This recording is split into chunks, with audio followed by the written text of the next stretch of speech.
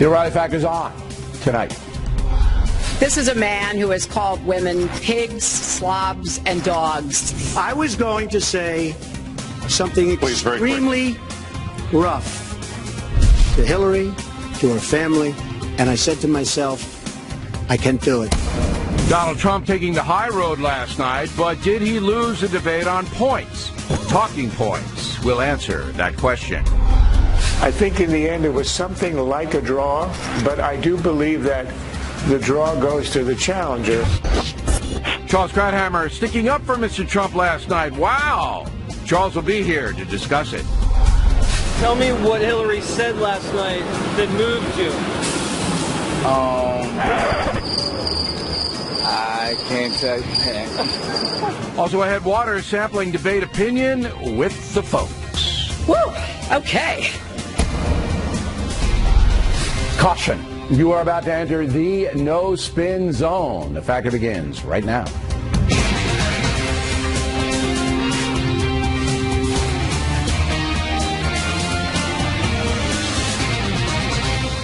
Hi, I'm Bill O'Reilly. Thanks for watching us tonight. No-spin analysis of last night's presidential debate. That is the subject of this evening's Talking Points memo. Please keep in mind, many folks only hear what they want to hear. And that's why most of the post-debate comments last night were a colossal waste of time. Partisans will never see things for what they are. It will always be what satisfies their agenda. So, many opinions on the debate are subject to rooting interest. And to expunge that, you actually have to step back and think, putting aside the small machine attached to your hand. Talking Points has done that. And here is my assessment. Neither candidate broke out last night. The American people did not learn very much because both candidates stuck to what they have said in the past. There were few challenging questions put forth, only general queries, except for the birther and tax return stuff designed to hammer Mr. Trump. Let's begin with demeanor, very important to Donald Trump.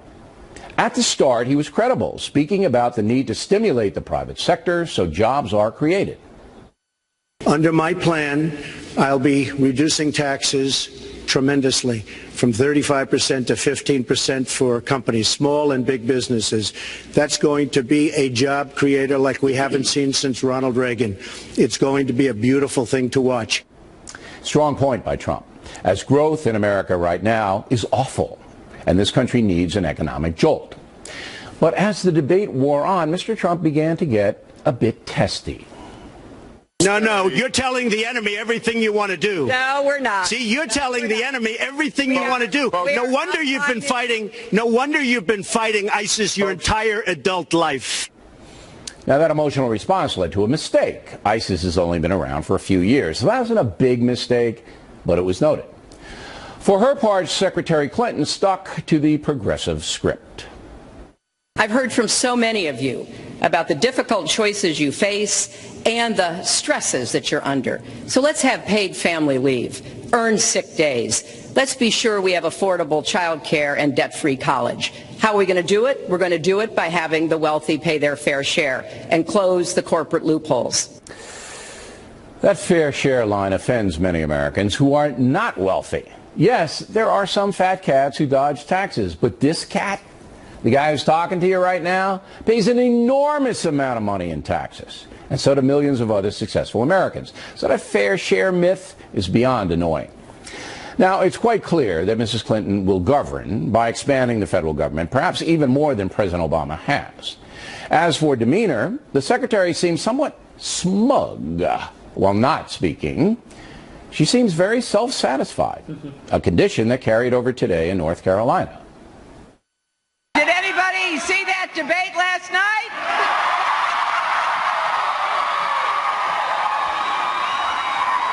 Oh, yes. One down, two to go. To be fair, politicians must show confidence, but it is wise to avoid the gloating factor. One of the most, I should say, interesting parts of the debate was the racial aspect, framed around stop and frisk. We have to bring back law and order. Now, whether or not in a place like Chicago you do stop and frisk, which worked very well, Mayor Giuliani is here, it worked very well in New York, it brought the crime rate way down. We do always have to make sure we keep people safe. There are the right ways of doing it, and then there are ways that are ineffective. Stop and frisk was found to be unconstitutional, and in part because it was ineffective. That's not true. Aggressive police monitoring in high-crime neighborhoods does cut violent crime, especially where guns are used. But stop and frisk also does alienate some law-abiding folks who are subject to intrusion. However, there's no question that permissive local governments run by Democrats have failed dismally in places like Chicago and Baltimore. Mr. Trump missed a big opportunity to ask Mrs. Clinton to repudiate those administrations.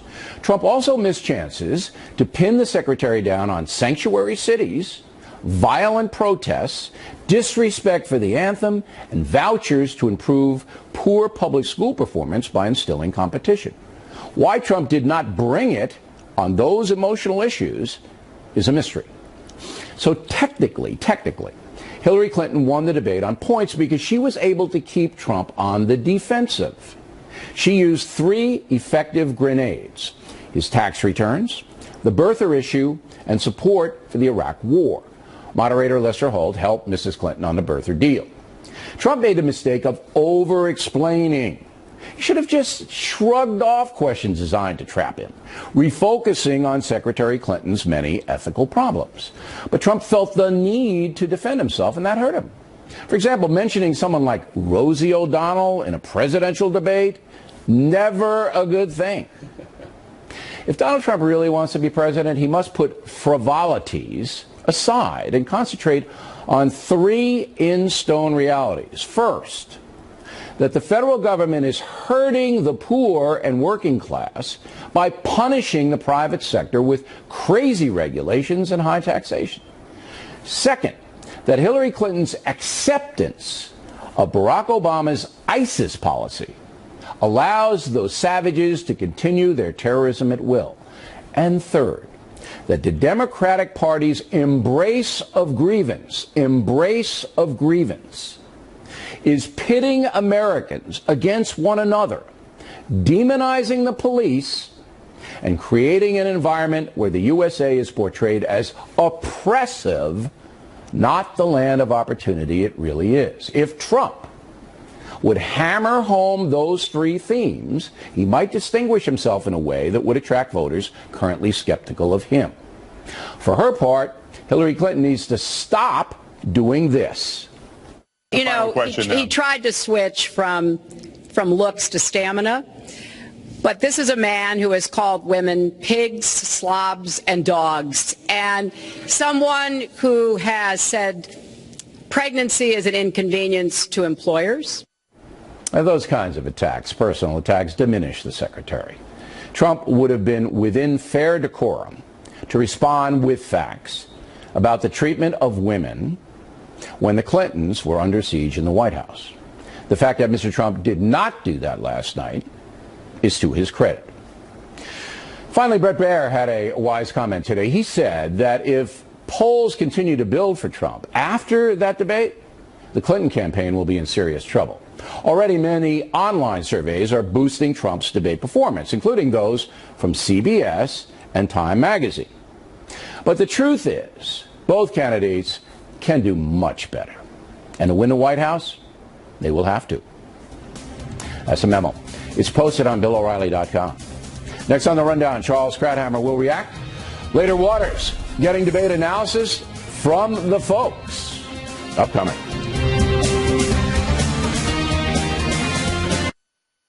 And when I confronted him with the reasons why he won't release his tax returns, and I got to that point where I said, well, maybe he's paid 0. He said that makes him smart. Now, if not paying taxes makes him smart, what does that make all the rest of us? That was Hillary Clinton speaking today in North Carolina, and the tax return deal did come up last night in the debate big time.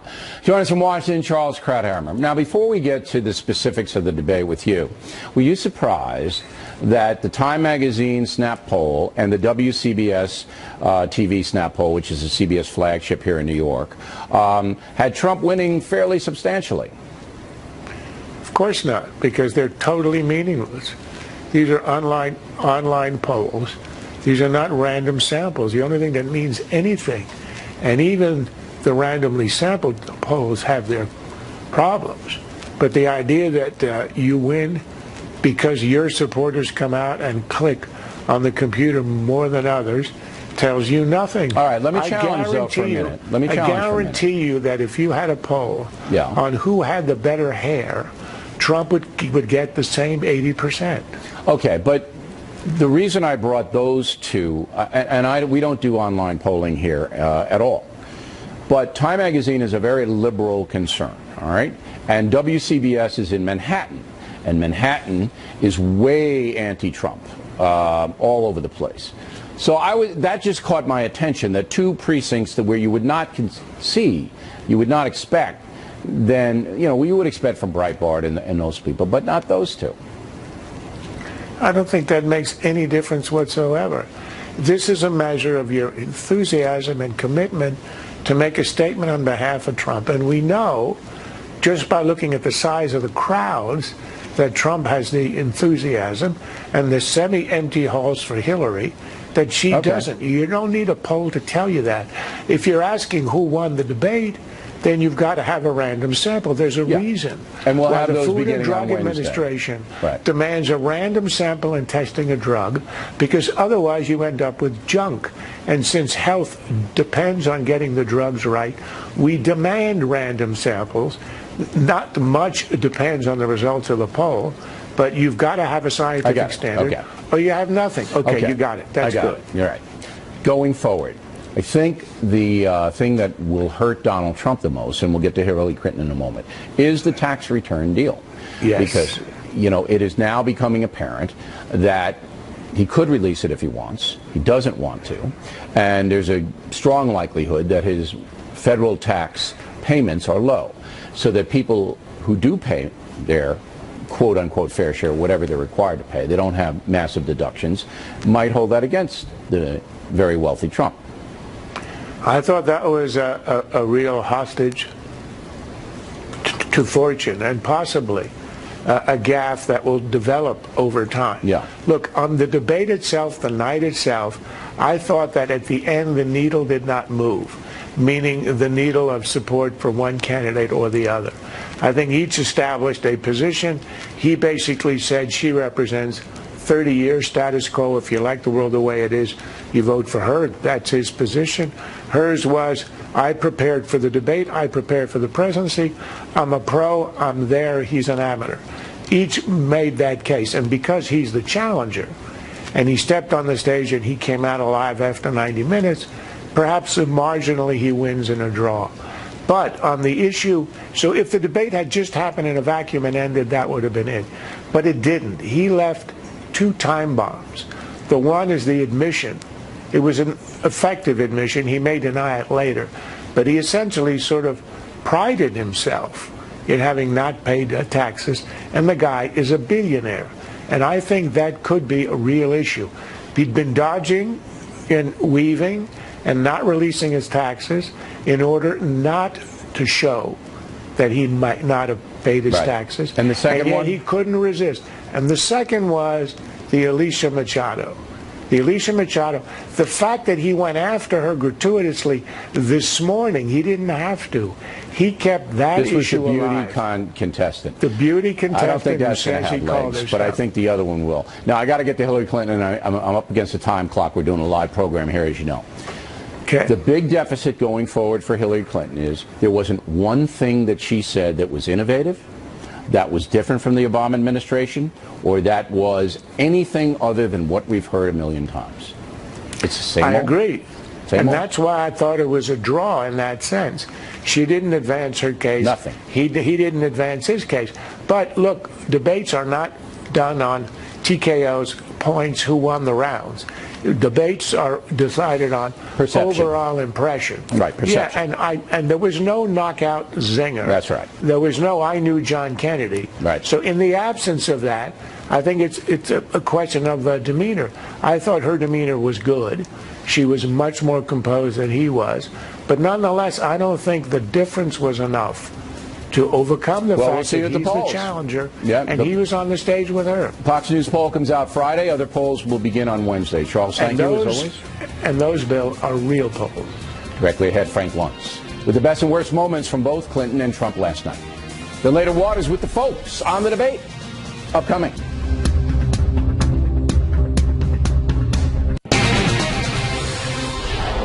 Campaign 2016 segment tonight, we asked Fox News contributor Frank Luntz to do a focus group last night during the debate. Luntz polled 27 undecided voters in Philadelphia. He joins us now from Los Angeles. So we've got 4 clips. The first one in Hillary Clinton's worst moment. Roll the tape. Well, I hope the fact checkers are turning up the volume and really working hard. Donald supported the invasion of Iraq. Wrong. That is absolutely wrong. Proved over and over again. Wrong. He actually advocated for the actions we took in Libya and urged that Gaddafi be taken out. So why was that the worst moment? More often than not, her criticisms were well received because Donald Trump handled them so badly. But in that case, when she said, hey, let's get the fact checkers involved, they thought that was an ad hominem attack, that she was challenging him without his being able to respond. You could hear him saying wrong several times in the background.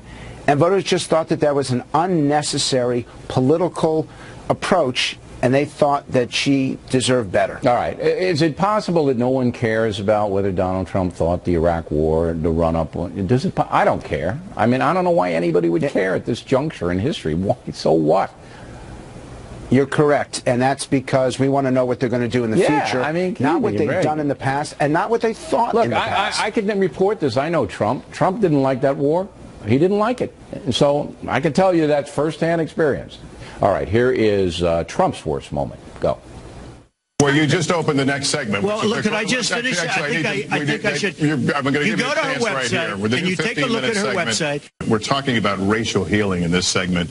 What do you say to Americans? Well, it was very, I say nothing. I say nothing because I was able to get him to produce it. He should have produced it a long time before. You had supported the war in Iraq before the invasion. What makes your judgment? I did not support the war in Iraq. 2002. That is a mainstream media nonsense put out by her. All right, now why did Trump supporters not like that answer? Because he's defending himself. It's that he's talking over Lester Holt. Oh, the fact is, Bill, they didn't want him to talk over Lester Holt.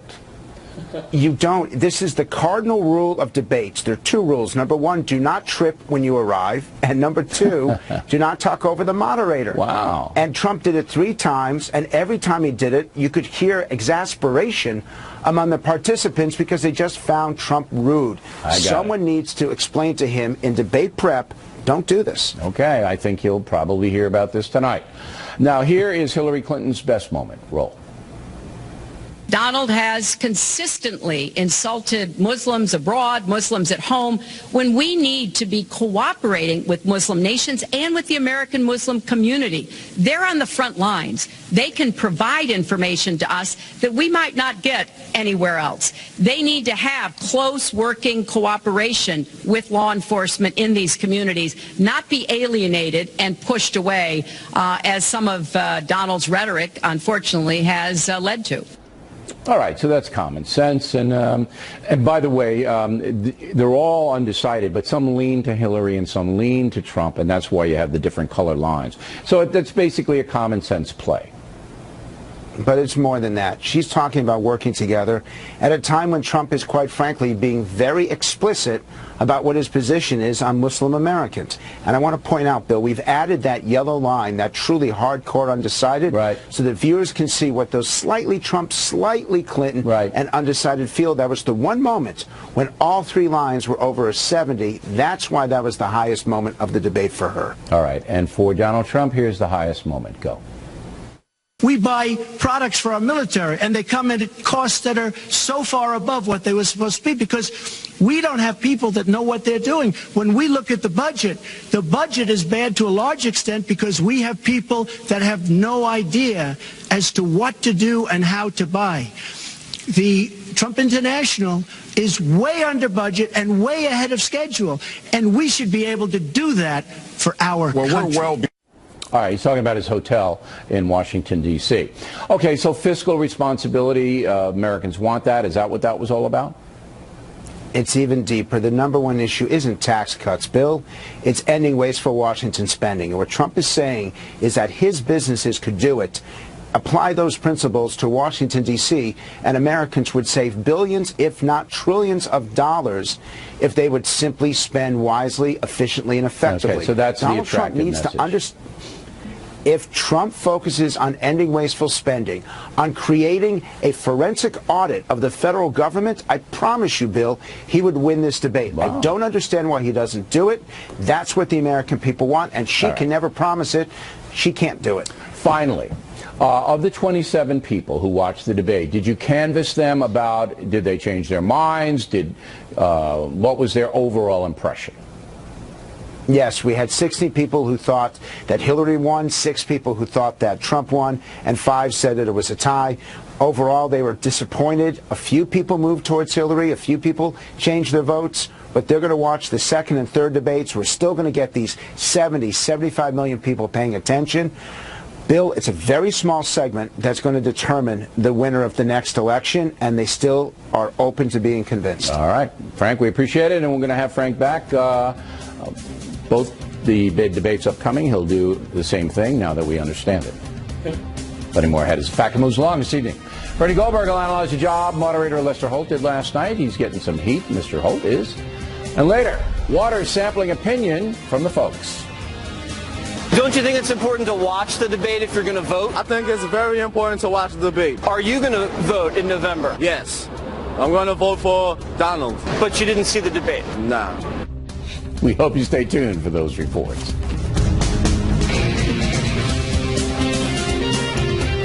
For 5 years, you perpetuated a false claim that the nation's first black president was not a natural-born citizen. You questioned his legitimacy. In the last couple of weeks, you acknowledged what most Americans have accepted for years: the president was born in the United States. Can you tell us what took you so... I'll tell you.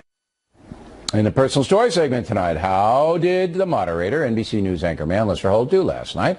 Join us from North Carolina, Bernie Goldberg. And you say? Well, first I say, I'm not going to get into Lester Holt's motives. I'm not a mind reader. I'm only going to talk about what you saw, what I saw, what everybody saw. Number one, he asked Donald Trump some inconvenient, hard questions. You referred to them earlier about the birther issue, about the tax returns. These are issues that don't make Donald Trump look especially good. They're legitimate. No problem. The problem is he didn't ask Hillary Clinton as many inconvenient questions. There was nothing on the Clinton Foundation, nothing on Benghazi, nothing on immigration, nothing on her comment about deplorables in a basket. One question that would have been fantastic is if he had asked her, what's your position, Mrs. Clinton, on late-term abortion? Nothing on that. He interrupted Donald Trump more than he interrupted Hillary Clinton. He challenged him more. He fact-checked him more. I don't know if this is because Lester Holt, like almost everybody else in the mainstream media, lives in a comfortable liberal elite bubble, or if it was something else. But he did go easier on Hillary Clinton than he did on Donald Trump. I can't dispute what you just said. I was waiting for the ethical question to the secretary. See, all you would have to do is say, Madam Secretary, do you understand why many Americans aren't supporting you because of the continuation of these ethical problems that you've had since Whitewater? And they just one after the other after the other. Is it all a right-wing conspiracy? That's all he would have had to have done. And that's a legitimate question that I was waiting for, but obviously he didn't do it. Right. A media writer for the Washington Post offered up a suggestion, a possibility for why he didn't do a lot of things in his questioning. Let me just read you one sentence. He said that Lester Holt, quote, seemed to be mindful that pushing Clinton too hard might be interpreted as badgering and sexist by her supporters. I don't know if Lester Holt was thinking that. I don't but think if he so. but if he was, he shouldn't have been. And I'm not even sure how that comes into a story on the moderator. I mean, we don't know what he was thinking. No, nobody knows what he was thinking. But if you're a moderator, he shouldn't have been. And here's a message to the other three that are coming, the three moderators. You have to write down, okay, tough questions for Trump, tough questions for Hillary, and make sure they're balanced on a sheet of paper. All right? That's what you do. Now, I told you last week it was easy to be fair. And it turns out it didn't come out that way. No. But it is easy to be fair. Just do what you said. That's right. Now, we have 45 seconds, and I know you want to talk about Howard Dean, who we have no respect for here, just so the audience knows. His tweet. Go. Politics can be ugly. We all know that. But what Howard Dean did last night was beyond despicable. You may have noticed, people at home, you may have noticed that Donald Trump was sniffling a lot. Howard Dean tweeted this. These are his exact words. Notice Trump sniffing all the time? Coke user? If my message to every TV executive in America is that Howard Dean should be banned for at least a year, and if I were in charge, he'd be banned for life. Everybody's always asking Donald Trump to account for his supporters who crossed the line. I don't know if Hillary Clinton was asked about this, but if she wasn't, she needs to be asked to account for this particular deplorable in a basket. But you know him. He's got a history of being really out there. It still is worse than anything I've ever heard. Can't argue with that either. Bernie Goldberg, everybody. When we come right back, Lisa Booth, Juan Williams, Jesse Waters. Moments away.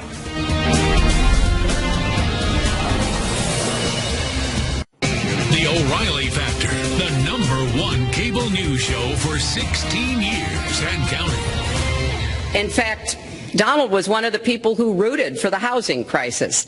He said back in 2006, gee, I hope it does collapse because then I can go in and buy some and make some money. Well, it did collapse. Typical politician, all talk, no action, sounds good, doesn't work, never going to happen. Our country is suffering because people like Secretary Clinton have made such bad decisions in terms of our jobs and in terms of what's going on. Continue now with our debate analysis. With us here in New York City, Juan Williams and Lisa Booth. Lisa, we're going to be with you today.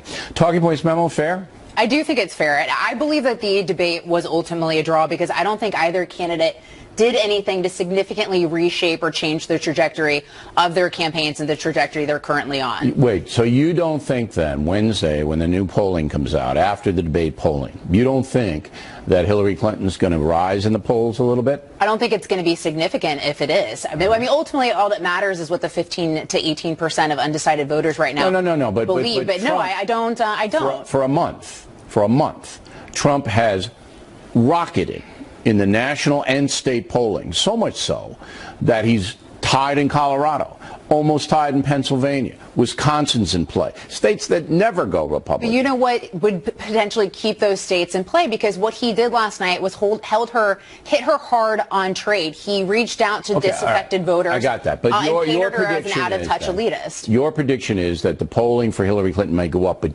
not significantly. I don't think it's going to be. I don't think either candidate did enough to significantly change the trajectory. Right. What do you think on the polling? I think the polling will bump up for Hillary Clinton, and a lot, or not a lot, but significant because there's not that much at play. Right, then let me ask you this: then the online polling, and Krathammer, doesn't believe it and has any worthiness, but in Time and WCBS have Trump winning fairly significantly. Yeah, but those are online polls, and people just click away. Let me just say what I think, which is that the millennials, the Bernie Sanders people, a lot of the Gary Johnson libertarian-type voters. Those are people that, you know, weren't quite there for Hillary. She's speaking to them last night. But what did she say to them? Well, especially women. When she got into the business about Miss Universe and, oh, she's overweight, and Trump comes back this morning on Fox and Friends and doubles down on that, that doesn't help You them. think that... And secondly... Wait. Okay. With all the problems this country has, ISIS, the economy, the division among Americans, they care about a Miss America? You are a serious person, but I just tell you... I don't care about that. Well, I just tell you, women are a huge part of those independents, white, suburban, Republican women. Women here, right? Yeah, we love and it. I'm millennial, so let me...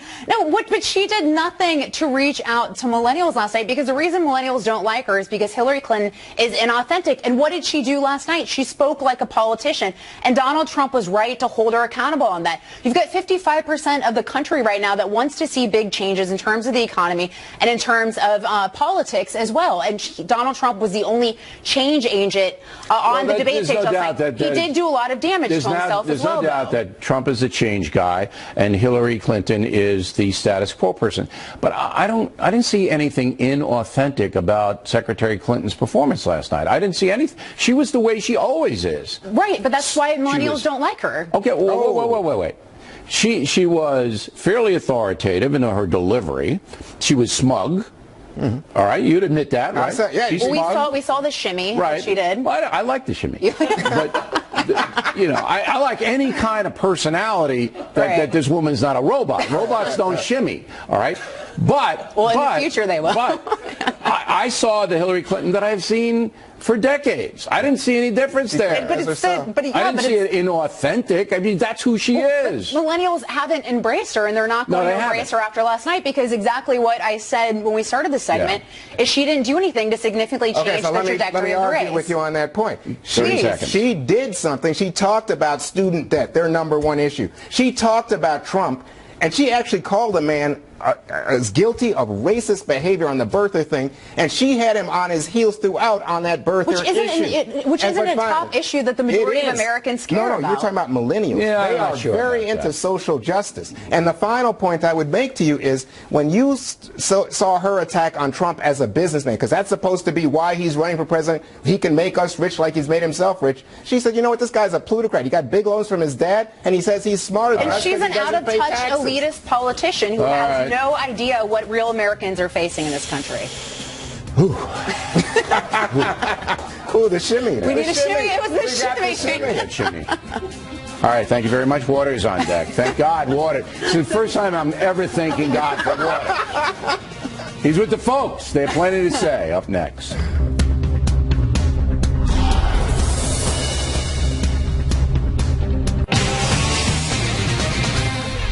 Back in the book segment tonight, Water's World, as we mentioned in the Talking Points memo, the snap polls after the debate almost all favored Donald Trump. Today, Waters roamed the streets of Manhattan to see what the folks thought.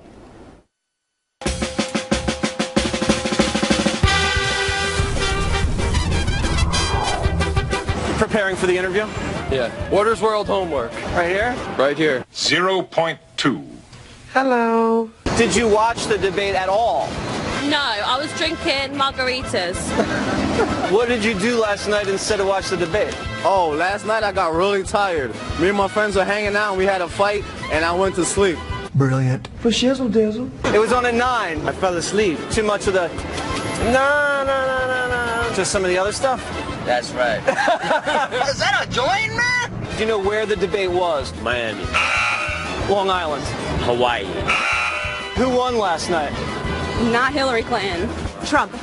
Killed it. Oh, Donald Trump. Who won last night? Hillary. She beat the out of Donald Trump. It's like a boxing match, right? Hillary hit him with a 1-2. Bing, bing.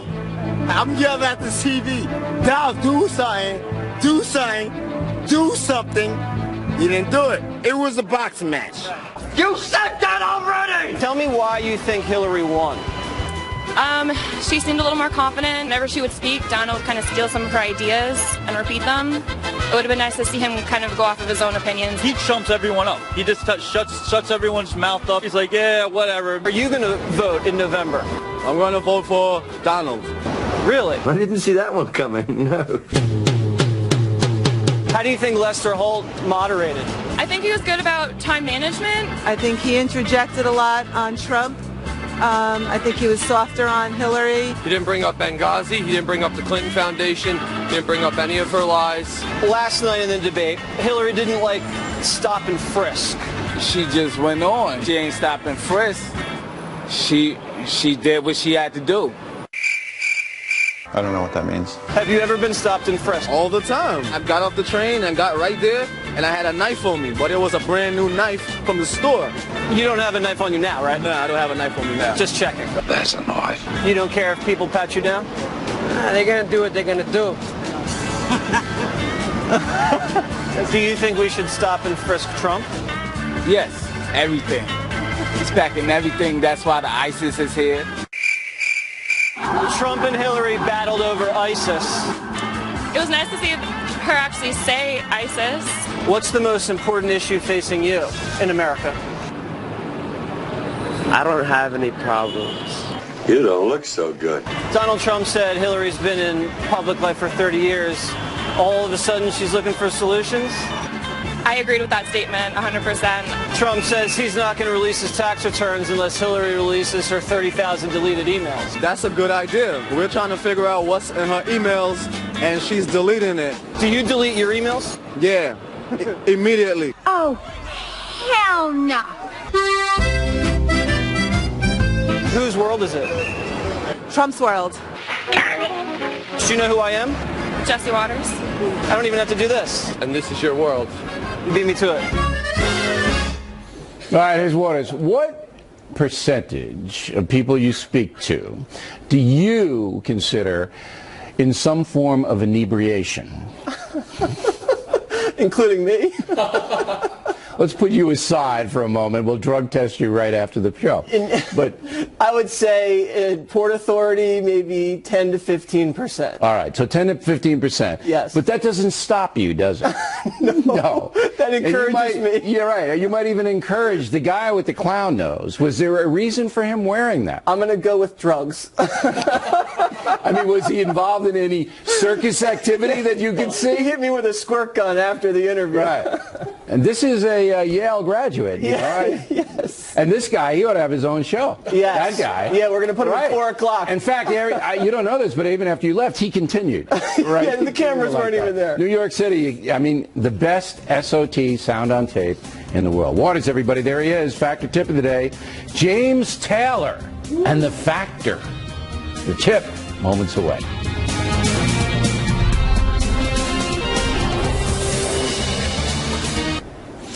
Factor tip of the day, James Taylor confronted by the O'Reilly Factor in a moment.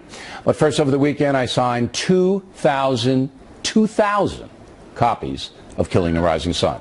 My hand hates me. The reason I do that is because thousands of folks want signed copies of the book. And if you order it on BillO'Reilly.com, all the money I get from those orders, from selling those signed copies, goes to charity. So let's do the math. You get a good gift, charities get some needed help, and I have cramps in my hands. Everybody happy with that? By the way, if you become a BillO'Reilly.com premium member, you get a free copy of the Killing the Rising Sun, plus a free copy of the Constitution or any of my other books, your choice. Nice deal. The Constitution comes with the book. You get them both. Now the mail. Bob Cortal, Oxford, Florida. O'Reilly, I'm surprised and disappointed by Mr. Trump's lack of preparation and discipline. Last night's debate. Does he not know that many of us are counting on him? Mr. Trump was prepared, I thought. I didn't see any deficit in his point of view. Discipline, yeah, okay. But he's, still a neophyte in these things. And I think discipline's a problem for both candidates. Al Bates, Plymouth, California. The moderator failed miserably last night. Why did they have questions and spend so much time on Obama's birth certificate? Because the media loves that story, Al. Does the birther situation affect your life? No. Lester Holt thought the situation important. Frank Leonard, Lexington, North Carolina. What wins? The Hillary eyeball roll or the Trump grimace? It's a draw, Frank. Paul Sabatino, Florence, Alabama. If Mr. Trump does not come out of the next debates with big wins, he will lose the election. Not so sure, Paul. So we reported in the Talking Points memo, the polling, that's going to really tell a tale toward the end of this week, all right? And we'll see what the scientific polling says later on. That'll be it. But there could be comebacks. Remember, the president lost the first debate to Mitt Romney last time around. Greg Lamaki, River Forest, Illinois. 10 minutes into the debate, I tuned out, went back to reading Killing the Rising Sun. I think I made the right decision. Barbara Slimp at Cleburne, Texas. Just finished Killing the Rising Sun. Better than any history lesson I ever had. You know your business, Bill, and make it easy to read history. I really appreciate you reading the book. Thank you. And finally, tonight's factor tip of the day. This from the Boston Globe. Headline, James Taylor, no fan of Fox News, asked to change the channel. According to the report, Taylor and his wife were in the American Airlines lounge at Logan Airport, where all the TVs were tuned to Fox. Kim Taylor then approached the bartender and asked if the channel could be changed, whereupon the bartender told her, quote, "This is the O'Reilly corner, honey." Yeah. Well, the Taylors were not happy, but there is always this. On the Factor, you got a friend. One footnote, I've seen James Taylor be very nice to his fans. Eyewitness report, I saw it. All right, Factor tip of the day. And we thank that bartender. If I knew who you were, I'd send you a signed copy of Killing Rising Sun. That is it for us tonight. Please check out the Fox News Factor website, different from BillO'Reilly.com. Also, I would like you to spout all about Factor from anywhere in the world. O'Reilly at FoxNews.com, O'Reilly at FoxNews.com. Name and town if you wish to opine. Word of the day, no gasconading when writing to the Factor. Now, tomorrow we have an investigation for you, which is important. The head of the FBI, Comey, going to be testifying in front of a House committee about why he granted immunity to some of Hillary Clinton's top aides. And why would you do that, okay, if there's no crime, okay? So we're going to have the inside story on it. It's an important story on The Factor tomorrow night. Please don't miss it. Again, thanks for watching us tonight. I am Bill O'Reilly. Please always remember that the spin stops right here. So we're definitely looking out for you.